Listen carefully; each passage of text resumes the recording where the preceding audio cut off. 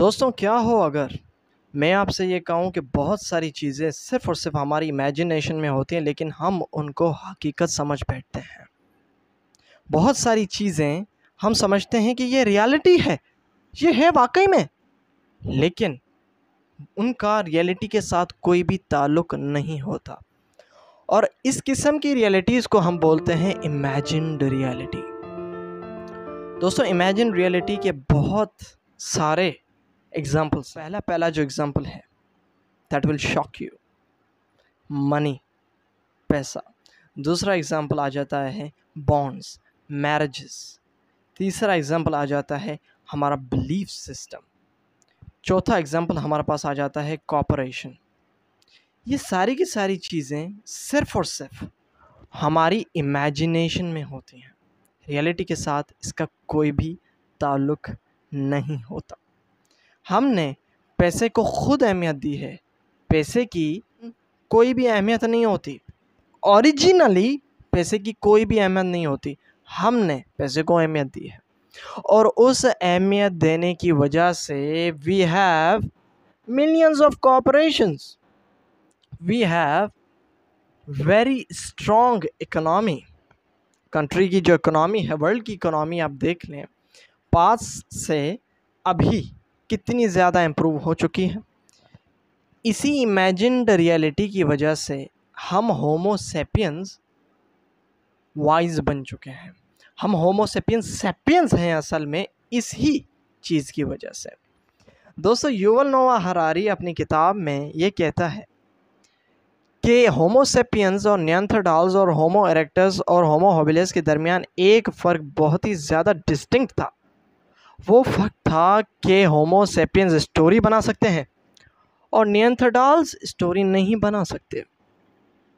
और story banana is a biggest part component of imagined reality. दोस्तों, क्या होगा अगर हम इन इमेजिन रियलिटी को छोड़ दें, इन मिथ्स को छोड़ दें, इन बिलीफ सिस्टम्स को छोड़ दें, मैरिजेस को छोड़ दें? क्या होगा? हमारे अंदर से मॉरलिटी चली जाएगी।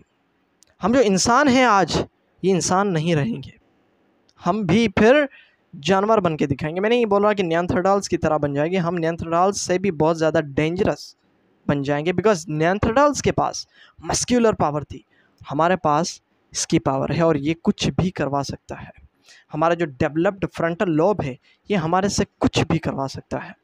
सो इमेजिन रियलिटी बहुत ज़्यादा इम्पोर्टेंट होती हैं, लेकिन हैं तो ये सिर्फ और सिर्फ हमारी इमेजिनेशन में। दोस्तों, इसके बरक्स अपोजिट एक और रियलिटी आती है जिसको हम बोलते हैं ऑब्जेक्टिव रियलिटी।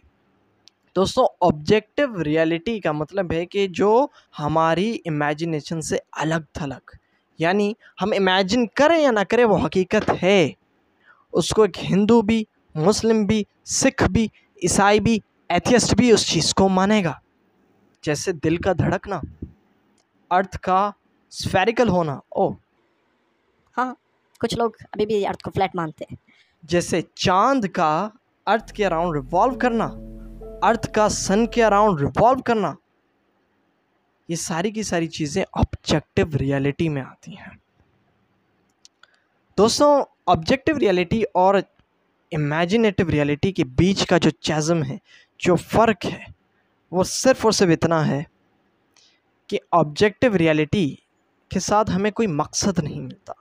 ऑब्जेक्टिव रियलिटी के साथ हमें कोई मिशन नहीं मिलता, कोई मकसद। होमो सेपियंस के रहने का मकसद ख़त्म हो जाता है, सिर्फ सर्वाइवल बचता है। And who love survival.